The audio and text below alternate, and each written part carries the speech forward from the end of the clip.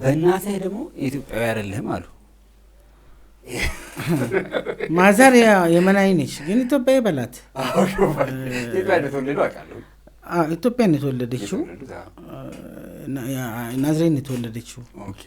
ግን ምንድነው ያ አባቷ ምናምን ይሄ ንግዱ ሲጀመር አረቦች ያለ ጀመሩት፣ የመኖች ያለ ጀመሩት ሀዲዱን ተከትሎ እና እስከ እዚህ አዲስ አበባ ድረስ ትልቅ ፋሚሊ ነበር የማዘርም ፋሚሊ እና ሙቭ አድርገው ለንግድ ሲመጡ ነው እንግዲህ ማዘር። ሌሎቹ ታላላቆቿ ምናምን የመን የተወለዱት፣ እሷ ግን አዳማ ነው የተወለደችው። በዛው አያይዘን እና ግን ሙሉ የመናዊ ነች። በእናትም ማዘሯም አባቷ ነች።